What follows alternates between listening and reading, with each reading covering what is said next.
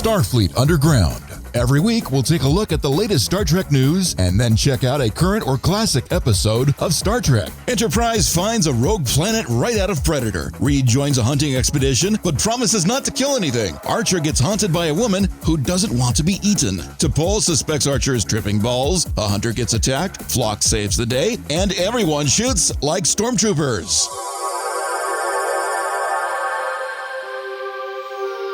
You mean we managed to pick her up with no anomalies, no transporter accidents? We won't have to put her in a golem? Outstanding. That's great news. Oh, the light's on. Okay, thank you, Dot. You can go now. Good morning, everyone, or good afternoon or good evening, depending upon where you're listening to us. You're here with another great episode of Starfleet Underground. And if you're a member of our Patreon, you already know who our guest is. But those of you that are not a member, we're going to make you wait to the last second. So there, we are the Star podcast. Oh, I can't speak this morning. I didn't have my coffee. Drinking tea, according to the doctor. I need to do that for the rest of the week. We are the podcast that the ship is always cloaked. We're being brought to you by members such as our wonderful Patreon members, and as well as Section 31. Why they keep paying for us, I have no idea. But as long as they keep doing it, I love it. So we have a full complement. My name is, of course, Captain Nathan Adams, and we have our science officer. Hi, I'm Heather Ferris. I'm the science officer. I am currently studying boerworms, seeing how they dig deep into your ear while you sleep, and then they lay their eggs, and then the eggs hatch, and then they crawl into the... Oh, by the way, great. Now this I can't sleep. Podcast was not meant for kids, so if you have any kids listening, they probably are going to have nightmares. Just be forewarned. I thought boerworms were like the next step to dubstep. Boom, boom. No. They just keep banging in your ear like that. Yeah. If we have any of the boerworms, do you mind if I interrupt just for a second? Can we Heather? interview one of the boerworms? Yeah, no. If you're a kid and you're listening to us because we're not meant for children, I'm going to fucking take that boerworm and I'm going to put it in your room. So when you're sleeping tonight and you think your ear is itching, nah, it's the boerworm. And it's going to go through your head and come out through your eyes. So you can't listen because we're going to send one. Wait. It's gonna have sex in your ears. And then we'll stick one up your nose just for fun. If you're And really then it'll quiet, lay its eggs. if you're really quiet, I think you can hear one right now in your ear. That's the worm. So turn it off now. Okay, go ahead, Heather. Sorry. That's it. That's all I had. Okay, and then we have our computer person. Hi, I'm Patrick. I'm number one. I'm also the computer guy, and I'm also the foreign species liaison. What you doing? How you doing? And we have our engineer. Hi, everybody. I'm Rocky. I'm the engineer of the show and the ship. And just a small word about transporting antimatter. You're not supposed to put it in plastic bags. That's a good way to get yourself exploded, okay? Do not store antimatter in plastic bags. Or hampers with holes in it. Hampers with holes. You can put dilithium crystals in hampers with holes, but not the antimatter. Not antimatter, people. So please don't. Your shuttle pod will explode in a fiery ball. Now, the last but certainly not least, this is a guest I am extremely excited that we managed to pick her up. And we did a drive-by, and luckily we caught her with her clothes on, as well as being out doing some sort of work. So this is awesome. I want everybody to welcome aboard onto our wonderful ship here, Stephanie Tait, our science officer. Hello. Thank you so much for picking me up. I'm still not entirely convinced that you're not the reason my engines went out. Well, we are, but that's, we'll fix them. We can fix that. Yeah. Yeah, thanks. I got stuff to do. I swear I had nothing to do with it. It was the worms. No. Worms. They were having sex in the combustion department. No, we're looking for guests, and as we're scanning everything, Heather was by me. She goes, "Who's that? She's pretty. Get her." So it's like, okay. Yep. I get that a lot. She's like, another female. Get her. It's like, get her on board. I want I know that bonding time. feeling. I want bonding time. Yeah, I know that feeling well. I'm surrounded by guys. I need another chick around here. I don't understand why we only have one female on the show most of the time. I mean, really. I'm a Patrick, homo, so, that doesn't quite count the right way, though. But that's what she told me. It counts as half. It's No, not that's what quite she told equality, me. dude. It's not quite equality. No, you were walking down the hall in a dress, and I said, "Doesn't he count?" And you go, "No, he's still a guy." It's like when he's got a dress on. It's like, no. It's called a scant, not a It's dress. a dress. Well, nothing ever better happened to me because you guys are going to end up like that Vulcan ship in the last episode. That's true. Oh my God, I hope not. Well, tell us about yourself, Stephanie. Yes, please. There's nothing to tell. I am a blank void. I'm just kidding. So I am a writer, a director, a producer, and I also host my own podcast called Sisters of Sci-Fi, which covers books written by women in the genre of science fiction and also interviews women who are working in STEM. So it's Wait a half minute, book women club, write half science fiction? Dude. Babe, I don't know if you I knew know, this. I'm kidding. No, I'm I know. kidding. I know you are. Yeah, men stole it from us. They were like, oh, this is cool. It's ours now. It wasn't until recently that I found out that Andre Norton was a woman. Really? Oh my God, she's one of my favorites. Yeah. I love her I was like, so what? much. Yeah. I found a signed copy of one of her books at a bookstore here in Los Angeles, and I cried. And I was like, how much is it going to be? And I was thinking that they were going to be like, oh, it's like a couple $1,000s. And they were like, oh, it's like $20. And I'm like, great, I'll take it. Wow. You don't know what you got. Those are the best finds. Stephanie used to be the science officer on our Nathan's and my ship, the USS Navarus. Yeah, I was even doing my duties when I was on my honeymoon, by the way. Well, you should be doing your duty on your honeymoon, not for the ship, but for your, Patrick! Well, speaking of duty, tell us a little bit about your wonderful, handsome man there you got, because he's like active into everything that's good for the world. And I think it's a perfect icon for what Star Trek should be. True story. And actually, during this pandemic, I didn't make him. He was happy to do it. He finally sat down with me and watched every single episode of all of Star Trek and is now a big old Trekker like me. Yeah. That is the most romantic thing I've ever heard of in my life. I know. It just gave me wood. Took him long enough. I am so happy because it's great because next time I talk to him, he won't have that glazed over look when we mention characters. Well, that happens anytime anyone talks to you, Nathan. They just kind of glaze over. They're like, Oh, Dang. no, His it's a environmental lie. controls for his room. I gotta vent the air. Okay. Yeah, I think there's a fire in Patrick's room. it's in my pants, baby. It's in my pants. I always wondered why Patrick's room looked like an airlock. It's always Weird. clean like an airlock, that's for sure. I got him in there, told him it's a good view. Yeah, I don't do any cleaning. I just walk out of the room and I open the airlock door, vent everything, and then close it, and then you're just replicating. Oh new my We stuff. wanted God. to put in an extra window for Patrick's room, and it was just, one of those automatic airlock windows. Is that the noise? All this time, I thought that was you breaking wind because you go by your quarters, you it's like, oh, Patrick farted again. All the oxygen in the room just left. This is like, wow. Oh, that was good. That explains a lot. Right. Any of you out there, if you get a chance to listen to her podcast, it's friggin' amazing. Also, thanks. if you come across her and her husband, they're also friggin' amazing as well. Aw, thanks. I think we do okay. So thank you so much for joining us. Or Thanks for you had having me. a choice. We did the drive-by, but still thank you for not kicking and screaming and yelling and automatically knowing that, this is the world of sci-fi. So that's pretty cool. Thank you. Next, we're going to go on first. Corrections. We got any corrections there, Patrick? Well, let me check subspace, but I did not see anything the last time I checked. And nope, we are flawless. That is because we're going to be even more flawless today because we got the Stephanie. It's true. Okay, so next is news. What news do you have there, Heather? You got news for us today? Aye, Captain.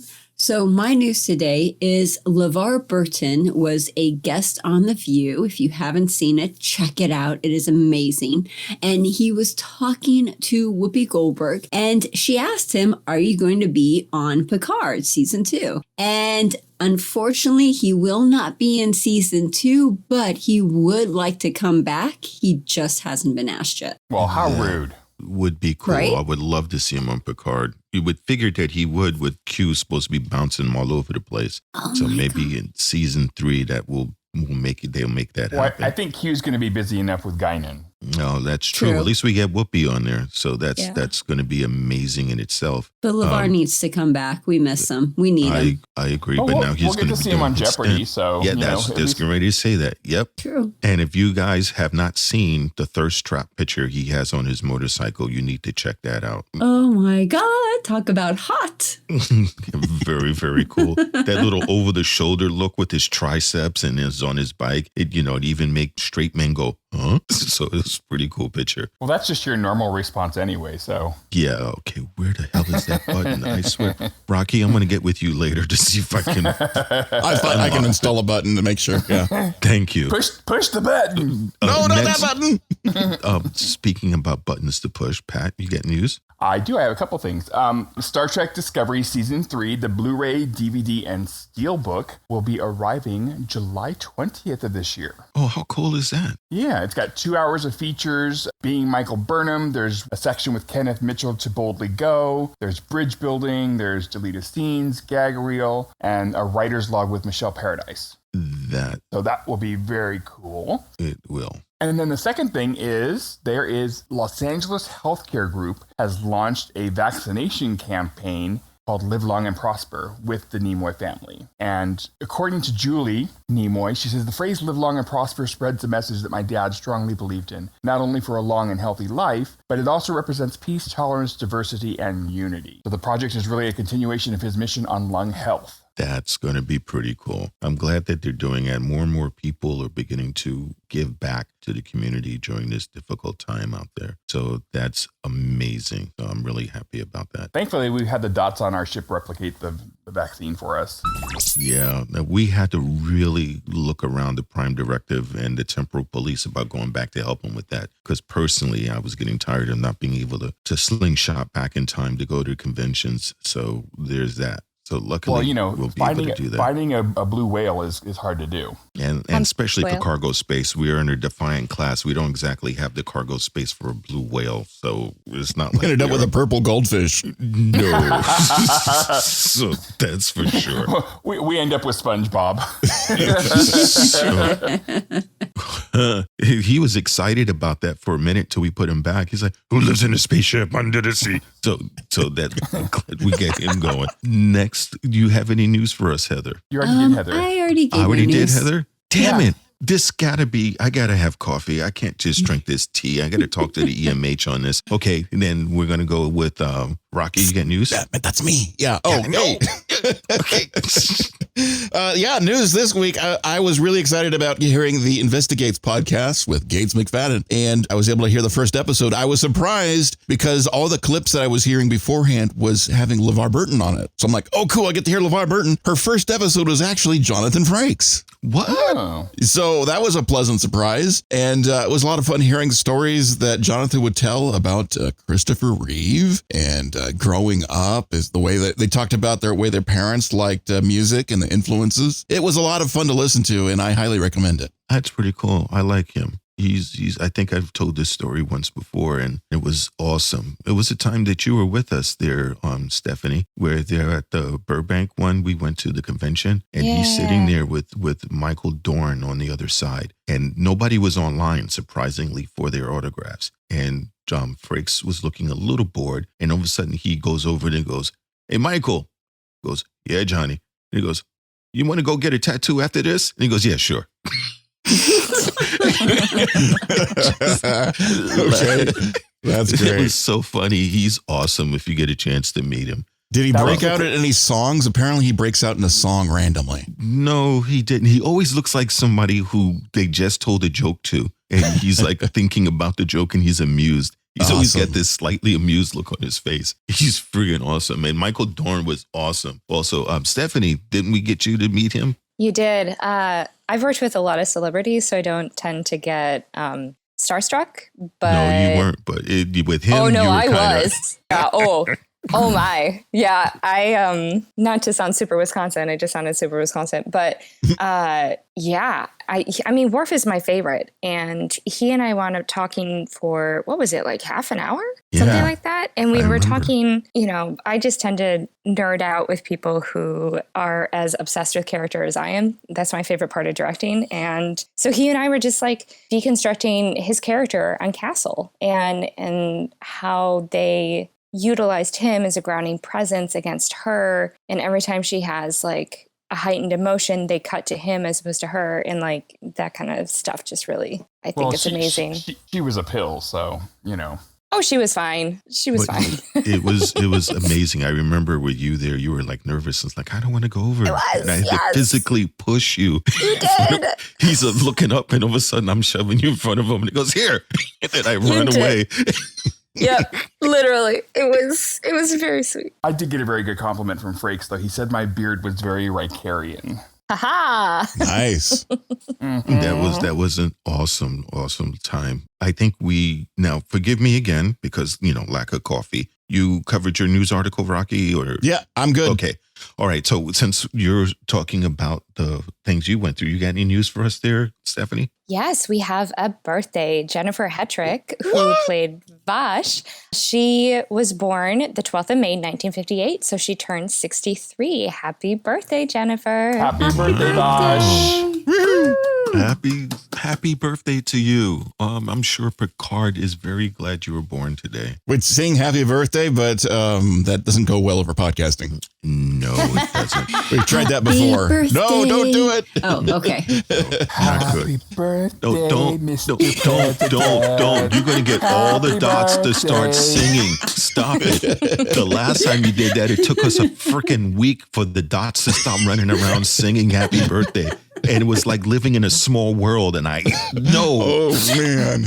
Never So again. please Never don't again. do that. Because that was even worse when Patrick decided to go. You remember that it's a small world? And next thing you know, for the next fucking week, they're running around. It's a small world after all. It really So was. It please. was a different kind of hell. And they sounded No. exactly like that, too, Nathan. Off key and everything. It was worse. And then the birthday song also. So between them and the Tribbles, And it the was Tribbles, a yeah. nightmare on the ship. So It really was. my news is going to be for those of you who live out in Germany. I know you're missing the convention. Well, Destination Star Trek Germany was going to have their convention. They pushed it to October of 2021, but with all the restrictions and everything that's happening, they're not going to do that. It's actually going to be pushed out to 2022. So if you're in Germany and if you want to go, it's going to be September 23rd to the 25th in 2022. And it's going to still be a belated Star Trek Voyager theme celebration for the show's 25th anniversary. They're going to bring the cast to celebrate the late birthday as well as the old and new characters from this series. So for those of you that are really a fan of Voyager, you got time to make your plans and arrangements. You got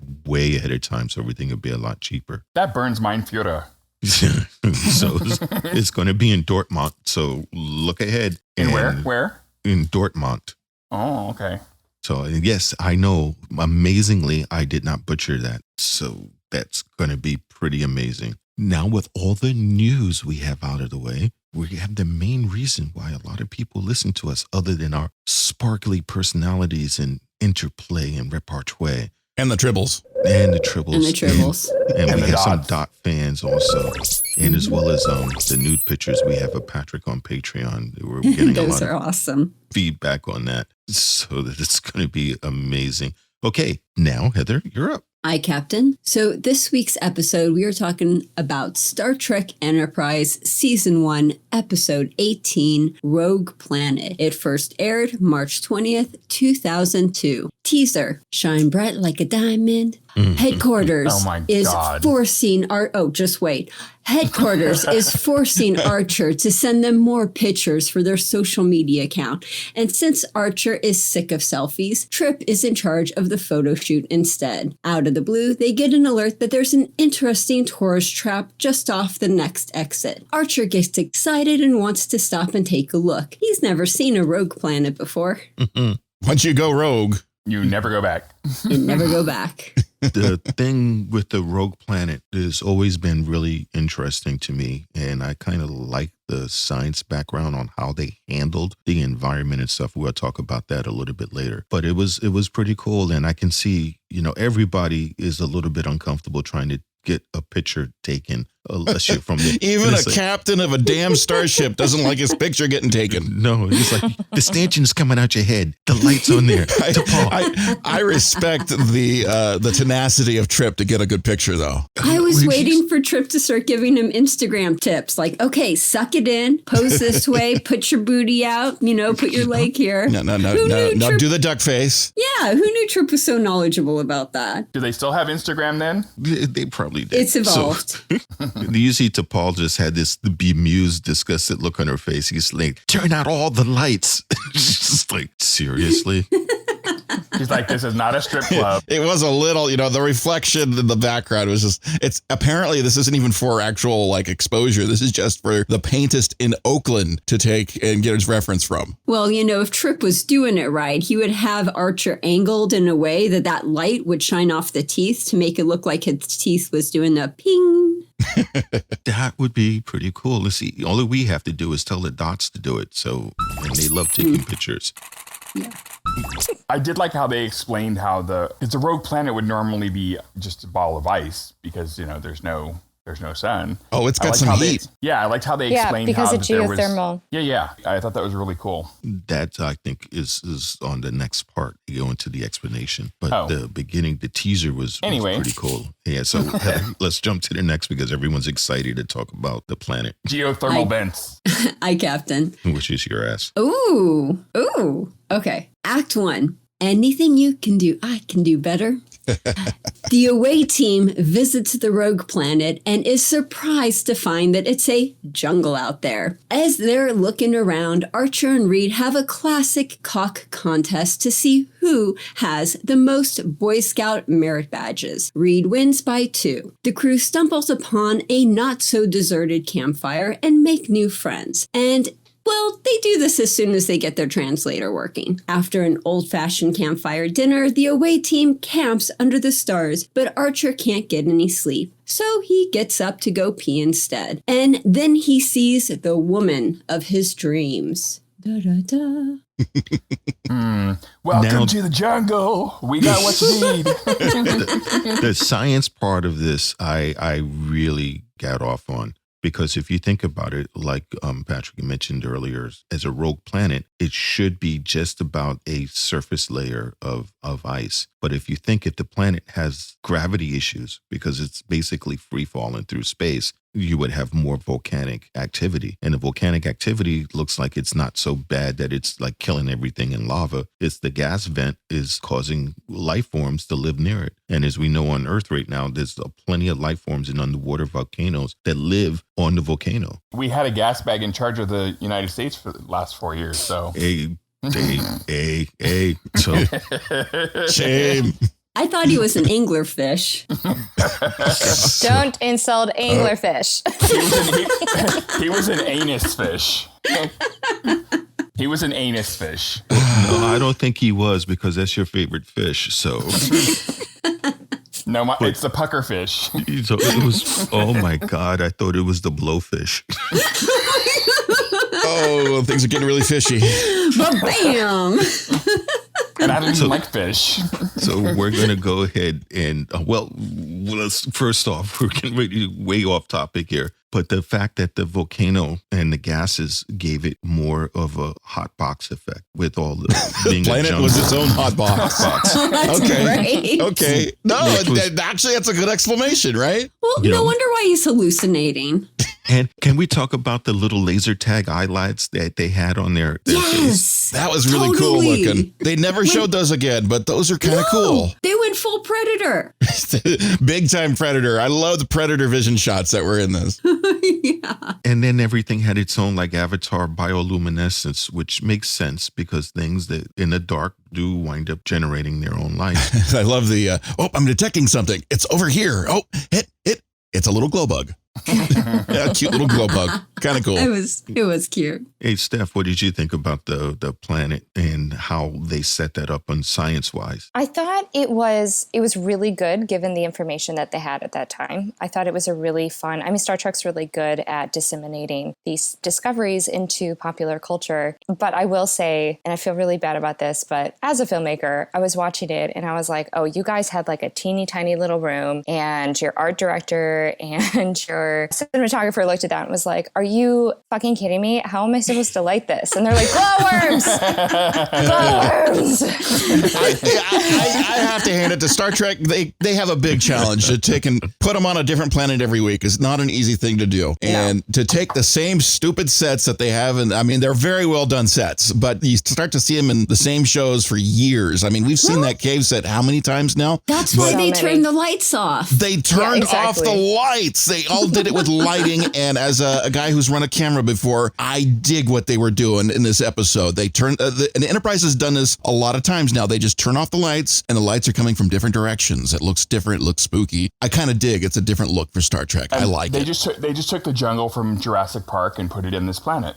Kind of. He did say it reminded him of New Zealand. So, and then you notice that throughout the episode, they needed the predator eye thing, then they don't need the predator eye thing, then they need the predator eye thing. Yeah, there's no consistency. Enterprise, I think, has a huge consistency problem for sure, even within its own episodes. Yeah. Like, where's their script supervisor? Stephanie, just so you know, Heather hates Enterprise. Oh, me too. Yay. Yay. Awesome. Look at that. They're bonding. Wait, are we witnessing a bonding moment here? It's getting everywhere. Get some towels, clean it up. Oh my God, this is so cool. Just give them some tribbles. Right? Guys, we're seeing a real life bonding in the wild. Ladies and gentlemen, you've just witnessed a bonding ritual between two Earth females over a show that they do not like, but watch because it's in the genre. And it only took 71 episodes to do it. This is why I need more women around. See, yes, always. You always need more women around. Sorry, Patrick, you lost your job. It's okay. My plastic boobs need to be retired anyway, so. Time to hang him up. Yep. Time to hang him up. Oh my God. And you told me you got them from working out. Jeez.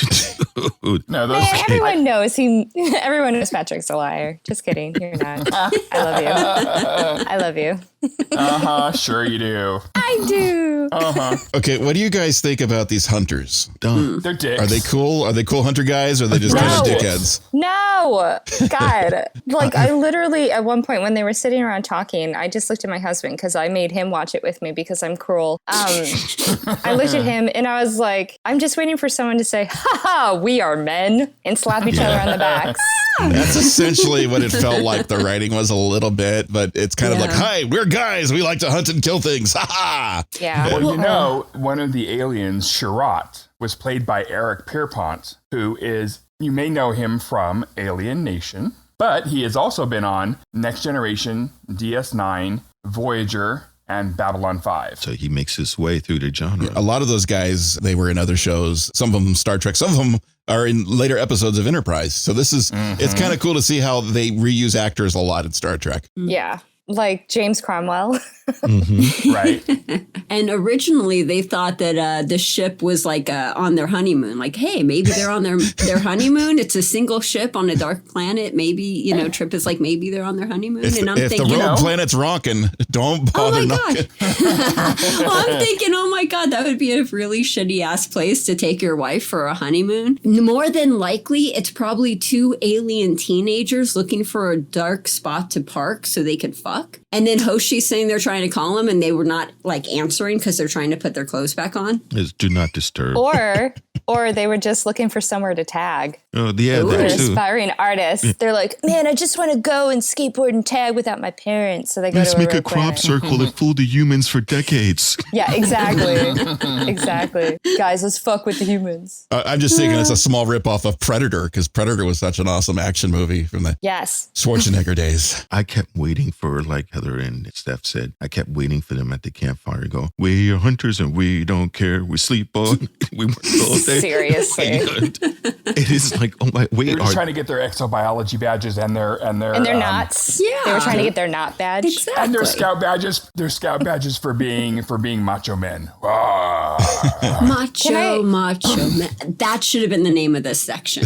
Macho Macho Man? Yes. Yeah. It is interesting looking back on this and seeing how they really weren't aiming to do like the anti-hunter thing. But today it's even more prominent, isn't it? Yeah. Yeah, it is, because they set it up like that because they had a license, which they could only be there for X amount of days in order to hunt. And they're after one type of species that's supposed to be really dangerous. And they had these weird Harry Potter cloaks that keep the wildlife from seeing them. Mhm. So it was like, wow. And the one thing we noticed, which T'Pol had the same look, like I think every one of us would, was a look of disgust on her face about hunting down animals, you know? In my opinion, if you're going to go hunt a tiger, you need to do it barehanded. That would impress the shit out of me. Yes. Being able to shoot it from like 1,000 yards away, it doesn't It's take not a whole lot of impressive. skill. Yeah, it you know? is very interesting, that aspect of hunting, because primally we are hunters, right? A lot of us are hunters and some of us are meat eaters. So to relate And to some that. of us are really like,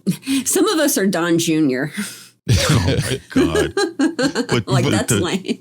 But I told you, I had a friend, I told this story before, that used to go deer hunting. And the way he did it was he would get a ghillie suit, which basically makes him look like a big bush. He would bury it in the ground with deer scat and leave it there for like 6 months or so. And then he wouldn't take a bath for like a couple of weeks. And then he would take the deer scat and rub it all in his skin. And then he would go up a tree with a knife on a deer trail and he'll just wait. Man, that is invested. He would deer pass underneath him. He would drop down on top of the deer with his knife in order to kill it. There are just so many different levels of macho. That's a That's shite hunting. story, man. That's a shite story. No, that's hunting. Oh, I get what you're saying. So It's that not was coming his out way. with superior technology No. and seeing the glow in the dark glasses and your big fancy laser Exactly. rifles.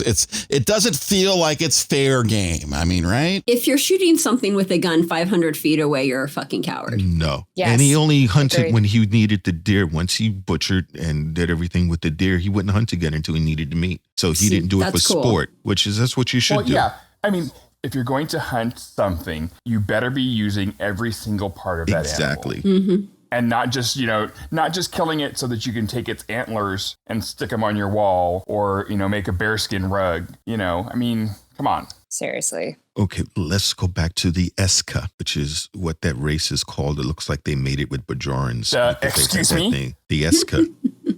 Can I point out, it was interesting to see Enterprise try to approach this idea of hunting sentient beings versus Voyager with the Herodians. And, they're doing the same thing, essentially. It's a rite of passage. It's just purely a blood sport. And yet I feel like Enterprise was able to do it in such a way that it's the question of how do you extract that kind of violent practice from culture without imperialistic tendencies, whereas Enterprise was just like, oh, here's a bunch of bros and they're doing this terrible thing and they all have predator glasses on and it makes Archer sad. Well, I think part of that too is the time difference between Enterprise and Voyager. So I think maybe they're trying to show that they're still less evolved in the Enterprise era as opposed to being more involved in Voyager. I mean, that's Oh, sure. just a thought, But I mean, like, even in terms of like writing or even in terms of like episode structure, like I feel like there was such a missed opportunity with the Eska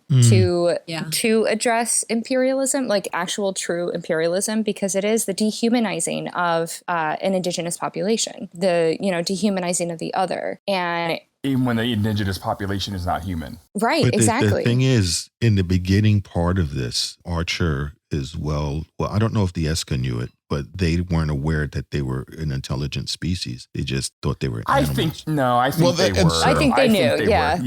Yeah, I think they it's knew. a good possibility they knew. They were hunting Drayjin is what the initial thought Quote, was. unquote. Yeah, but they didn't know about the race. A pig. Oh, no, they creature knew that about it. planned. Yeah. They knew about them. They were eating Yeah. some yummy meat. You know, they were getting some like ham tasting piggy type Drayjin meat. That was yummy, delicious stuff. And it was just a regular animal on the planet. But the real sport was hunting the wraith. Yeah, the and the that's- Drayjin were just Yeah, it shows that they It lied. shows that they lied to them. Yeah. Yeah. And it also, like, you know, you have to question even the act of killing something that's not sentient on another planet. Like, that in and of itself is like, you know, it's a violent act of imperialism. I mean, any act of imperialism is violent, whether overt or not. But I just feel like it was such a lost opportunity, if that makes sense. Like, even right at the I beginning, agree. for them to have actually been more Star Trek about it. You know what I mean? Because even when they were like, oh, we're just hunting this pig-like creature, they're like, oh, cool. Like, no, not cool. What about the ecosystem?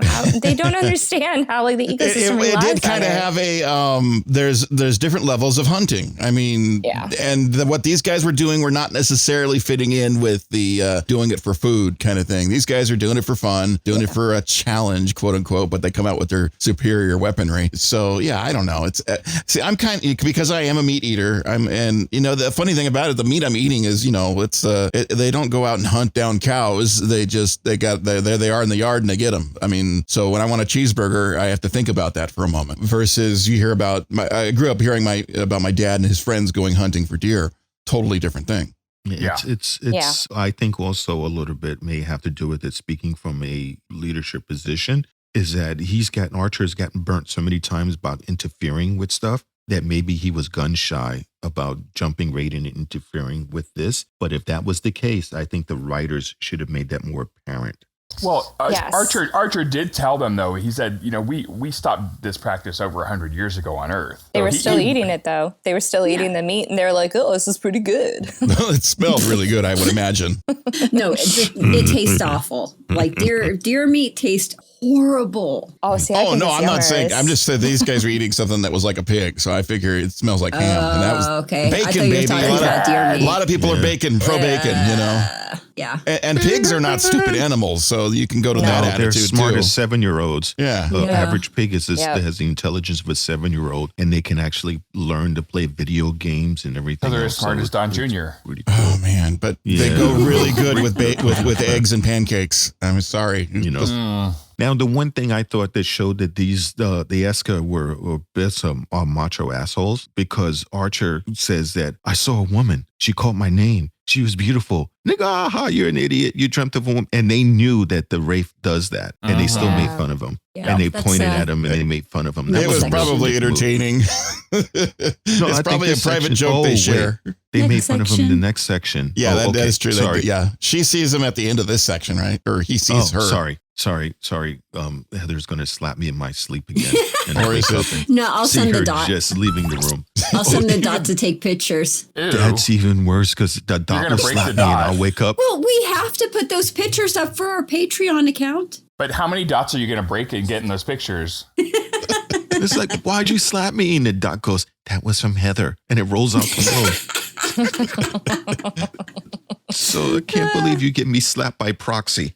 I told them to slap your ass, not your face. Well, they couldn't tell the difference. So. Oh, Jesus. That's not You should probably nice. just keep going.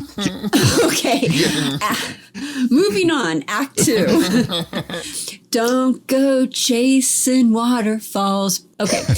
The next morning, Archer is describing his jerk-off material from the night before, but the guys laugh it off and get ready for their hunt.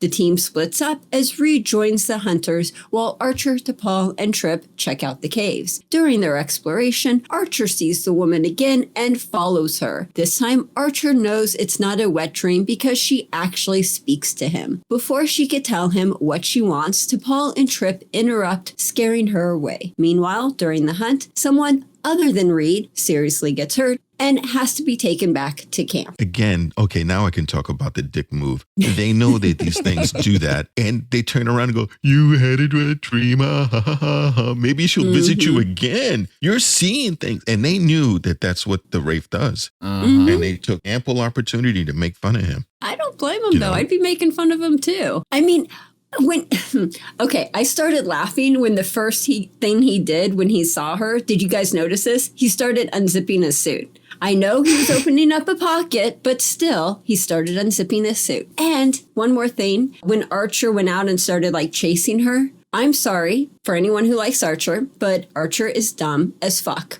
He is on an unknown planet in a jungle, and he has no idea what's out there or what's around him, and he thinks that it's a good idea to go chasing after a figment of his imagination. In the dark. In the dark. I just can't believe that.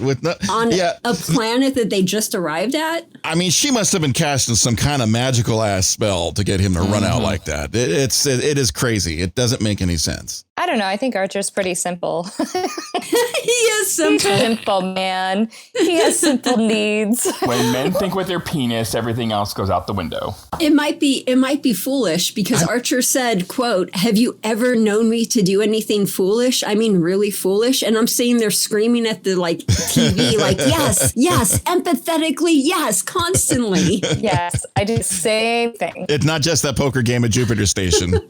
Well, that's what happens in the deep with the Archer fish. It has that glowing light that gets the other fish. It goes, "Oh, that's pretty," and then eats it. So I was thinking the same thing. I mean, it's like, why are you that's how wandering? I got my husband. Yes. Oh, you used your fairy lights, which was pretty cool. I used my fairy lights. Was like, why are you? I agree. Like, why the hell are you running in the dark without even your predator eye patch thing? You can see good, right? Totally. Yeah, he never wore that. He never wore the eye patch, and yet he could walk around freely, just like in the dark, all doo-doo-doo. I like, though, the second time he did it, he's like, "Oh, I was doing scans." He actually he brought. I think he was pulling out a communicator to do it with. I don't think that was a tricorder, but he was quote unquote scanning. Yeah. He's so pathetic. Archer, I completely agree. Actually, Archer asked her, "Why do you need me?" And the woman's like, "You're different." And I'm sitting there thinking, and wait for the rant. I'm sitting there thinking, yeah, you're different. She means you're gullible. You're a patsy. You're a complete moron. You're similar to being like that gullible mark that, every used car salesman looks for. Like, you are the only idiot out of the group that actually followed an unknown shadow into this strange jungle on an alien world. Yeah, you're a fucking moron. You're different. Well, see, I thought it a little bit differently. I thought it's like, why'd you pick me? And she said, because you're different. I'm thinking because, if I did this to Tucker, he'd try to fuck me.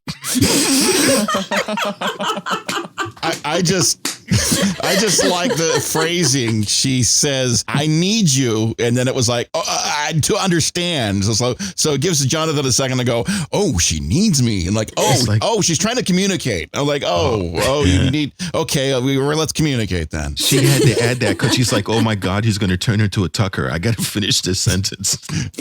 Also, if we're being totally honest, and I love Star Trek so much, but there's such a celebration of the mediocre for all these white guys, and so they're running around doing the stupidest shit on alien planets. At this point, Archer's had 18 episodes to get his act together, and he hasn't. And so Star Trek has this tendency when they have these mediocre white guys who are in positions of power for them to be like, "Oh, you're special, you're different." It's like, you can't tell me he's special and different. You have to show me he's special and different. They didn't earn that moment. It was such a moment where they're like, "See, everybody, Archer's amazing. He's going to save these people." It's like, nah, dudes. He's the worst. He literally ran after the woman in a nightgown in the middle of an alien planet in the dark. So 100%. I like what T'Pol said. If this were a man in a nightgown, would you still have chased after him? Yes. Oh, I love T'Pol. That's the next section, but yes, I agree. Next section, but yeah, I love We're getting excited. The library is open and T'Pol just read you to filth, bitch. Yes. She does that so frequently. She's the character that I most relate to on that show. She doesn't put up with shit. Yeah. No. She's amazing. She says it so deadpan and cuts you a piece. It was a girl that I knew one time. We used to go to the club, and this guy kept coming up to her and asking her to dance, and I was getting pissed off because that's disrespectful. It's apparent that I'm with her, and I told her, it's like, next time this guy comes over, I'm gonna mush his face in. And she's like, no, I'll take care of it. And so the guy came over and asked her to dance again. She looked up at him with that same, like the T'Pol deadpan delivery, and went, I already have one asshole in my pants. Why do I need two? Oh, yes. Whoa. The guy's mouth open and closed like a goldfish. and he turned around and he walked away and he never came back. And I was like, wow, remind me never to get you pissed off at me. That hurt my feelings right now. Oh my God. And here I am thinking I got to remember that. Yeah, same. Oh my God. I was like, wow. So yeah, that's T'Pol in a way. I love it. I guess we can go to the next act since Patrick brought up the T'Pol. The library scene. Yeah. Aye, Captain. Act 3. I want you to want me. The hunter is taken to Phlox aboard the Enterprise to be fixed. Phlox finds something curious in the wound and must investigate. Archer and T'Pol stay behind, and Archer tells her what the woman said. T'Pol thinks Archer is hallucinating. Who can blame her? And she had, in fact, warned him not to eat those shrooms on the cave wall. Archer wants to finish his conversation despite T'Pol's protest and goes back out into the jungle alone because that's what any sane person would do. He finds his dream girl, but unfortunately, she's only in a talking mood. We learn that she is a telepathic shapeshifter, and they are the, quote, animals that the hunters are killing. I love the fact that when Phlox is examining the guy, he finds alien semen on him. So what now? I didn't get that, but that's awesome. Yeah, I didn't either. What are you talking about? Are you sure that's what that was? I feel like you're projecting. You might be. I think that was saliva, sir. You got autocorrect screwed you or something. It was a saliva, not semen. Okay. They both start with S. And they're both bodily fluids. Okay, you know how there's some animals where you cut them in half and it like regrows? That's what I was thinking that was. Like that was part of it. Like it was supposed to regrow into something, a tail, a finger, whatever it was supposed to regrow into. But because it wasn't on its hook. Well, okay, that could be one. But that's what it was. So the part that got me, that when they were explaining that it's some sort of chromosomal flux and that it's shape shifting, I thought to myself, like, they ate pig, which possibly could have been this intelligent creature. And that would have freaked me out right off the bat. Mm-hmm. And they were like, what? And he didn't get it. And Phlox, God love him. He's always the best part of the show when he's on there. Mm-hmm. Yes, He is just amazing when he's on there. And he discovers stuff and he feels, enough of Phlox love. But again, he goes out by himself. First off, again, we've talked about this and Stephanie as well, and everybody on board knows, you don't send the fucking captain down for an away mission. Yeah.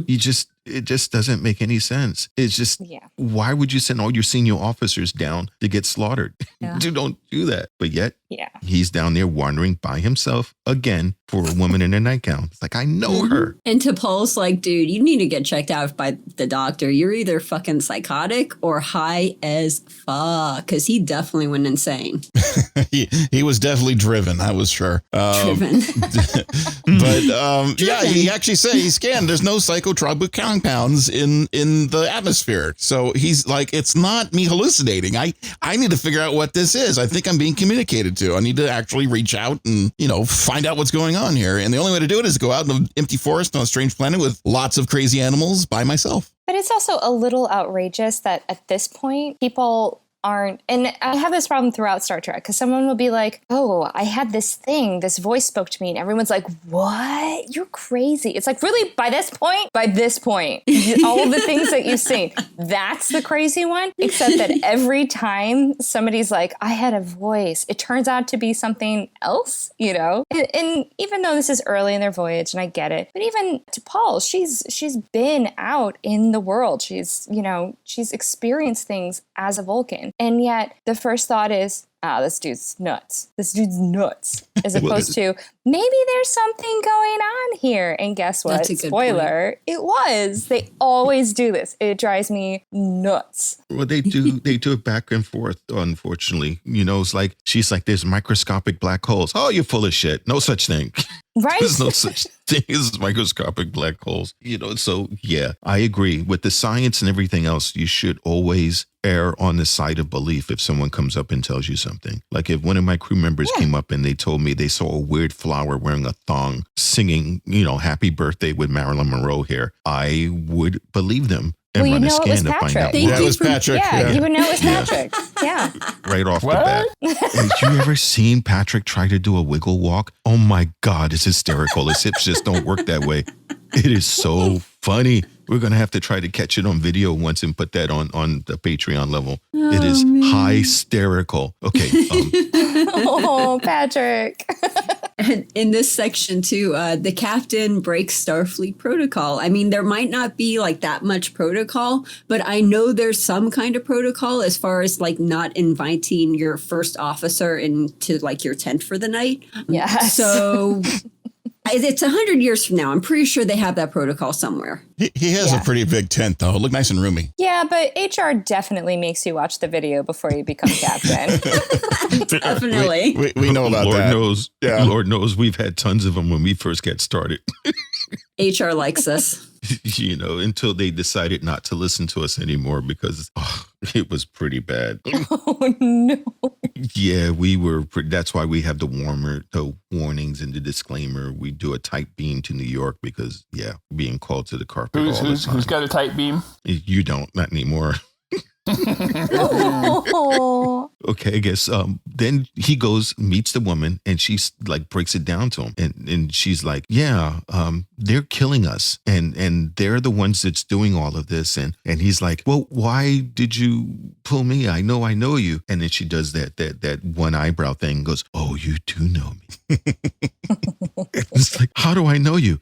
You know. Yeah. I'm sorry. I ate this shit up like I'm just a sucker for this crap.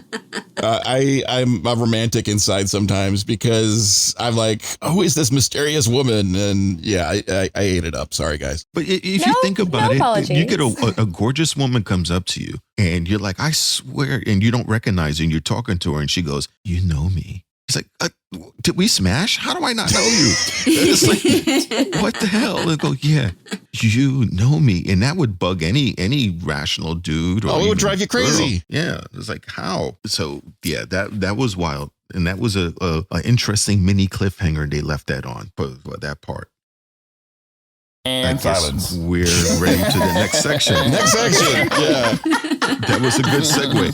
If those of you that don't remember back in the old days when you had an LP before the next song played, you had silence. That was our rendition of an LP. So at the sound of the tribble, turn the page. Nice. I have the actual. But anyway. Okay, Act 4. Somebody that I used to know. Okay. By the way, thank you for dealing with my singing. Oh my God, that one was really bad. Don't take her to karaoke. I'm really bad at karaoke. Don't give her any drinks at karaoke. Heather, you're doing great. Thank you.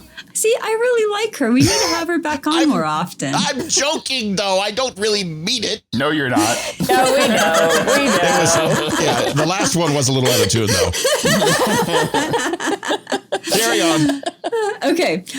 Archer immediately goes on an intel mission, gathering as much information as he can from the hunters. Then Archer and the crew go back to the Enterprise and have a full-on debate on what to do and how to handle this. They finally agree to give the slugs some deodorant so that way they don't stink of sweat when they're scared. After the meeting, Trip and Archer are talking and Archer suddenly remembers how he knows this woman. She was his imaginary fuck buddy when he was a teenager. She was a character from a poem he was obsessed about as a boy. When the hunters get back to camp, they're upset that they didn't catch anything. Everything is going to plan until Archer opens his big fucking mouth and makes them suspicious. Before returning to Enterprise, Archer sneaks off for a quickie with his dream girl, but unfortunately, all she ends up giving him is her thanks and a shake with that lil slug booty as she slithers away. And I quote, "I hate to see you go, but I love to watch you slither away." Not actually a quote. Oh, it was a quote in my head. Yeah, that's headcanon for Heather. I'm gonna leave headcanon alone, okay?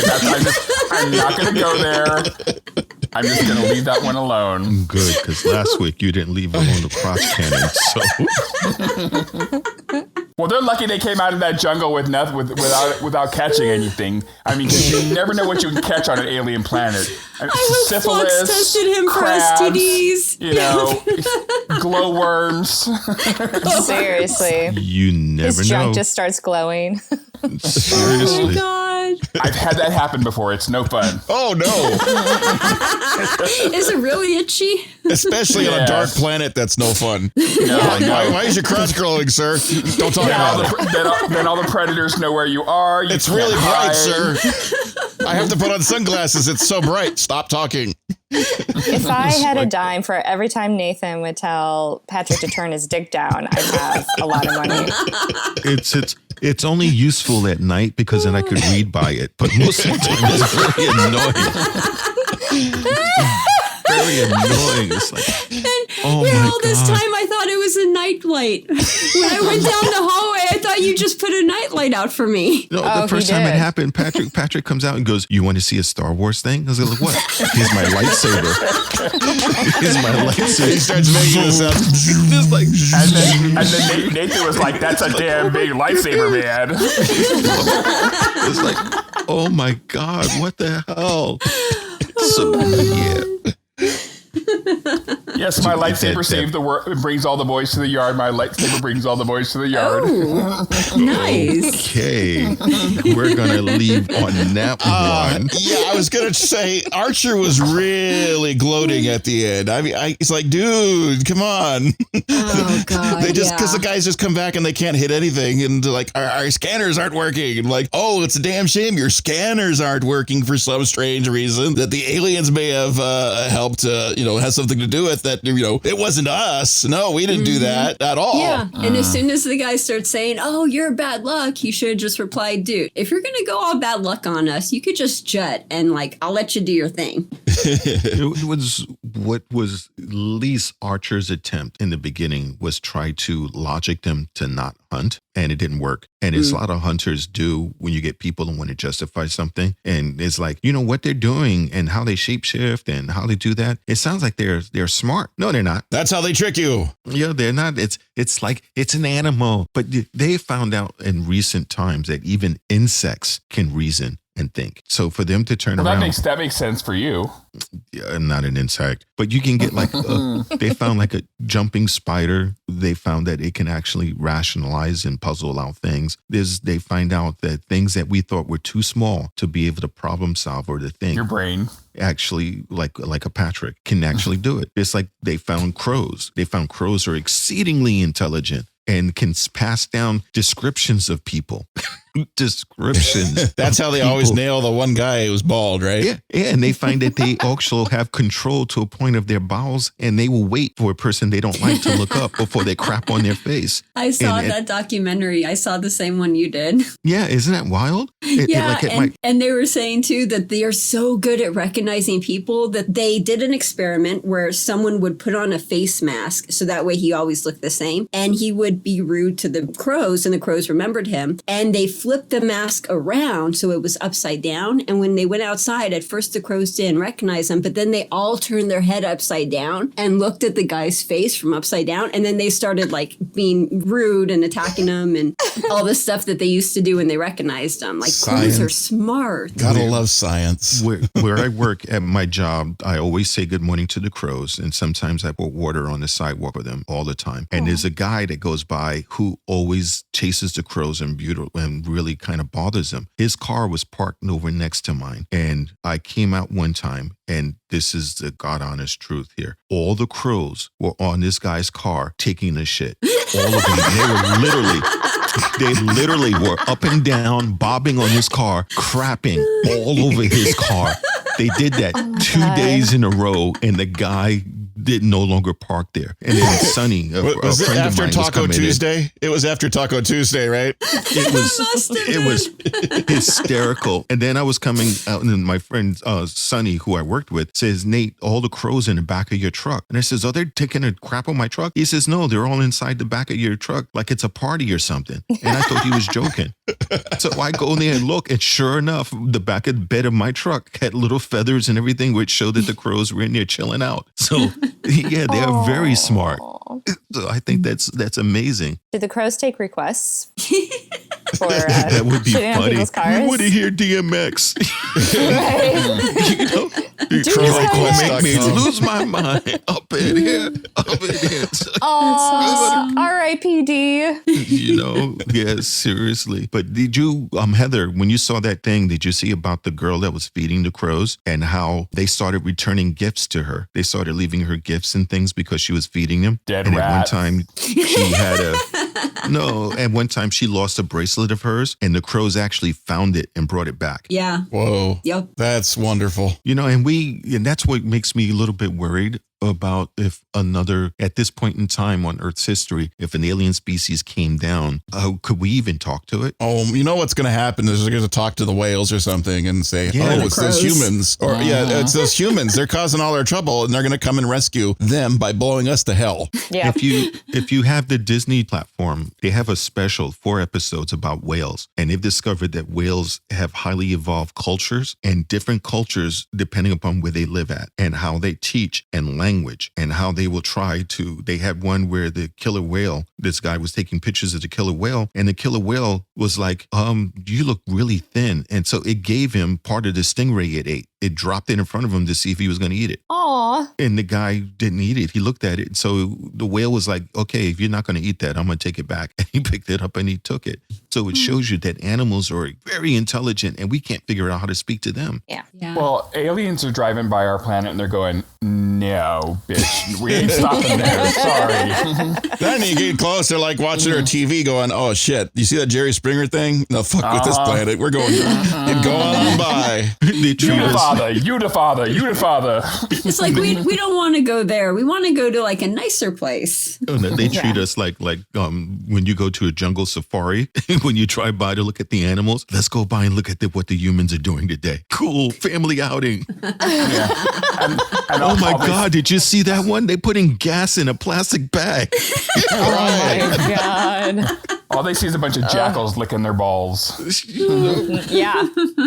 That is perfectly put. Oh, we went so off topic, and I really engaged on that. So I'm sorry. So let's go back over to what we were talking about with archers, trying to get them to stop doing what they're doing. Which was killing sentient beings. Yeah, and how he came up with a fix. Well, the scene that he tells he realizes what the woman looks like. I was like, oh, that's what we're building up to. Okay. I kind of liked that. It was a vision of a poem in his head. I'm still the sucker over here liking that stuff. I had a vision of love.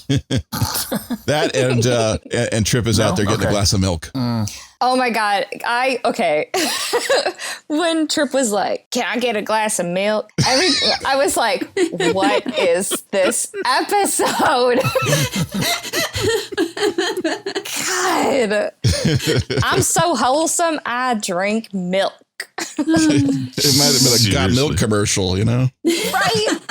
Yeah, like the product placement's like 7th generation. They're cleaning the dude's wounds with Neosporin. Well, you know what always cracks me up is like, okay, so you hear Trip is, he's got this Midwestern kind of southern accent going on. I saw him in Stargate Catherine, and he doesn't have that accent. I was like, whoa, it kind of blew my mind. Yeah, he's just a normal guy. He talks like any other guy. He's not. Well, I mean, normal. Not that Southern guys ain't normal guys, but they aren't. I mean, come on. I'm from the Midwest, and I can tell you, Midwest guys are not normal. I'm from Las Vegas. I can tell you Las Vegas people aren't normal either. Everybody, if you're not normal and you listen to our podcast, just send us a little email saying, hi, we're not normal. Thank you. Hi. None of us are normal. We love all of you. None of us are. But that's what makes us fun. Yeah, all the infinite diversity and infinite combinations. It's a beautiful thing. I thought it was our mental deficiencies. A little bit of both.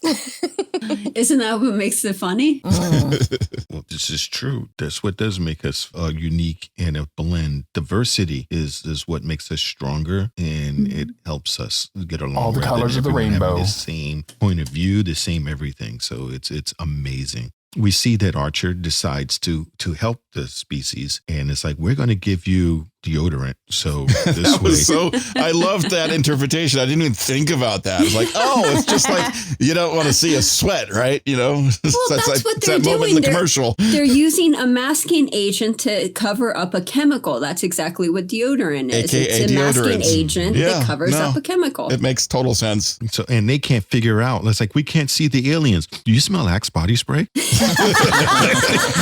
That smells Always really good Axe. today. Yeah. Oh my gosh. Always Axe. They always turn Axe up way too much, though. It's like, I think it's them. I was thinking it was men in speed It might stick. be. You know, we're in the middle of a jungle. Why do I smell something like a summer breeze? No, that's not Massengill. It's You know, we're going, okay, we're going to be careful again. But, but I think it's pretty cool because they're chasing a wraith, and all of a sudden it's like, I'm not a wraith anymore. I'm a tree. And they like, which tree is it? They just start blasting everything in sight, and nobody hits the tree. Nobody gets to the tree. They Nobody. suddenly become stormtroopers, essentially. That's exactly what I was going to say. Yep. I was just going to say that. Stormtroopers! It's stormtrooper spray. Stormtrooper spray. They'll never hit you. Let's fire at everything. Stormtrooper's Axe body spray now available. It's like, oh my God. And they're all ticked off and upset now because, again, they had an unnatural advantage. And when they lost it, just like a lot of bullies do, they punk out. It's like, this isn't fair. We're leaving. Yeah, seriously. It's like, how dare they take away our advantage? They're going to hurt us now. Like, I want to hunt a kitten in a box. I don't want it to give it a chance to get away. It's not fun anymore. Yeah. The kitten can get away. So that was cool that he did it. And, with Archer having a chance to have one more bow chicka wow wow with the woman. He had a really goofy look on his face at the end. He tried. He really did try. That's Scott Bakula, I think. Yeah. That's just normal Bakula. Yeah, I feel like that's a resting Bakula. Resting Bakula. But if you watch the whole series all the way through, he gets a hell of a lot better by the time season 3 and 4 hits. Oh, I hope so. So he does. It may take us forever to get it because I know we're going to leave this series as soon as Lower Decks start, but we'll eventually pick it back up again. So we'll get a break from it. Heather, I'm so sorry. I'm so sorry, Heather. 2 years. 2 years every weekend. I permanently have that song stuck in my head. It's been a long road. No. It hurts. It hurts. In order to remove the pain out of this, before we wrap everything up here, we're going to talk about Yeats's poem. Does anybody want to recite that? I mean, when I say anyone, I mean Stephanie. Well, yes, I just happen to have it right here. Just so it's the by song. coincidence. Just by coincidence. Oh, how crazy. I had the same vision as a child. So the song of Wandering Angus by William Butler Yeats. I went out to the hazel wood because a fire was in my head, and cut and peeled a hazel wand and hooked a berry to a thread. And when white moths were on the wing and moth-like stars were flickering out, dropped the berry in a stream and caught a little silver trout. When I had laid it on the floor, I went to blow the fire aflame. But something rustled on the floor, and someone called me by my name. It had become a glimmering girl with apple blossom in her hair, who called me by my name and ran and faded through the brightening air. Though I am old with wandering through hollow lands and hilly lands, I will find out where she has gone, and kiss her lips and take her hands, and walk among the dappled grass and pluck till time and times are done. The silver apples of the moon, the golden apples of the sun. And again, he's going to kiss a girl without consent. Not too I goddamn. mean, what is going on here? He likes it. She ran away. Not I too run away from gummit. Archer. It's always the don't eat me. Oh, you're pretty hot. Don't kiss me. And then geez, No lips at all. not don't even talk about tongue. Oh man. Yeah, that seems to be a trend because, like, even in The Fifth Element, she's like, "Not too gummit," and holds a gun to his head. It's like, Yeah. what the hell? And so that's why people like Sleeping Beauty is kind of rapey. Oh man, that's true. Yes. They're all about that right now. Yeah. I mean, Disney this is what happens when we don't have diverse voices in the writers' room. Yes. No, that's Well, Exactly. It's fascinating how people romanticize something and then you come back to it and look at it and go, whoa, this is so wrong. Yeah. It's just like, oh, you're right, it is. I'm like, whoa. Apparently, now I heard this later, so I've never read the story that it's based on. I've just seen the Disney version, which, the prince wakes her up with a kiss. But apparently in the story, in the real story, he like has sex with her and she has babies and doesn't, Yes. she Yes. doesn't wake up until she's giving birth. Yeah, Yikes. but My. that's in the That's story. disturbing. It's Yeah, horrifying. I'm like, what? I like the Disney version better. Yeah. there is Man. need to be more diversity everywhere. And the crew knows my Yes. pet peeve is like, it's another week of a planet full of white people. There was only so many people on the planet, and how many of them were? Well, yeah, they were all white. Yeah, and even when they're Well, not, Hoshi they're- wasn't. So there was one person of color on the planet. She But left. not native, but not native.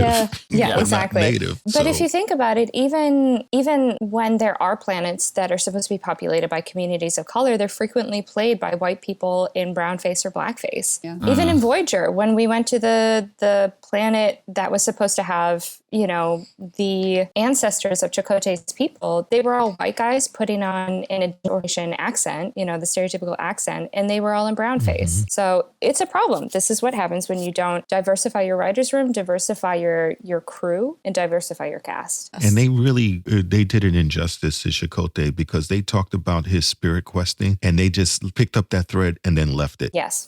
They could have really went more into his culture and they didn't, which explains why he's so pissed off at the show. Yeah, he should be. So- It's absolutely a problem. You have, the white exotification of a culture and it just becomes a shtick. It becomes a method Gimmick. of growth for the other characters as opposed to being able to actually examine the cultural importance of whatever That it was character, he was yeah. going to be doing. Yeah, exactly. Because the thing is, we have the problem of white people vacationing in other cultures and misappropriating and everything else. And Star Trek, for all of its well intentions, just perpetuated that on screen, Yeah, but thankfully they've improved on that and they know that they've had the problem. And so they've gone through with the more recent episodes and made sure that they were totally diverse, being very diverse, a lot more diversity and everything, rather than having a show with the magical Negro, which Right. is somebody that comes along as a person of minority and I'm going to help the white person get better. And I'm going to do that even though I'm a simple jack living in a hut. I don't know nothing about birthing no babies. That type of thing. So, but I'm glad to see that Star Trek, at least now with Discovery and with Lower Decks and with Picard, is showing a more of a rounded thing. So there's hope, commercials and Yes. everything else. Yes. Now, I have a couple of questions before we start wrapping everything up. Stephanie, one more time, could you tell everyone about your podcast and where they can find it? Sure. So it is, I will warn everyone, it's currently been on hiatus because of some health issues I've been dealing with, but it is called Sisters of Sci-Fi. You can find it on Apple Podcasts. You can find it on Google Play, Spotify, and at sistersofsci-fi.com. And again, it is half book club where we talk about books and stories written by women and non-binary authors in the sci-fi genre. And the other half is me interviewing some really badass women and non-binary scientists. Now, I got a question. Do you interview yourself? Because you are also a badass author that put out a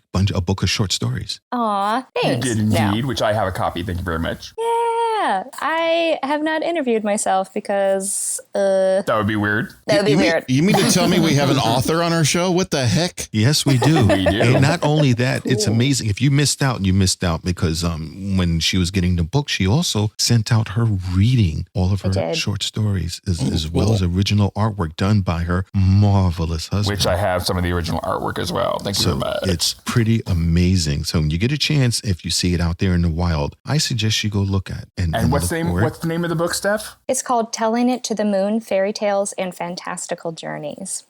And where can one buy that book? You can go to the publishing website, which is verthandipress.com. Say that once again. Verthandi Press. So it's the Norn of the present in Asatru. So we're going to make sure you'll send that to us and we'll put it on the website. We'll put it on the link so people can find it. So thank you so much for joining us. It's always a pleasure to hear you. And also when we get a chance to see you. So it's amazing. And that man of yours is just also amazing. So we love him to death. Aww, and now we got to see if we can do the transwarp and maybe drop you back the exact instant you left, because we know how much he'll freak out if he doesn't see you. Oh, it's true. Thank you so much. Yeah. And please, next time, don't shoot out my engines. Well, we tried. It's the wormholes. And don't think that if you're a kid and you listen to this whole episode thinking you got away, you didn't. Those glowworms are coming, bitch. The worms are coming tonight. They're coming tonight. You know that song that you used to sing? It's going to be Tremors in Space, bitch. You know, that song that you guys sang when you're younger, that's actually because of us. The worms go in, the worms go out. They're in your stomach and out your mouth. And that's going to be us. I thought you were going to say 1, 2, Freddy's coming for you. Do you have a worm named Freddy? Too.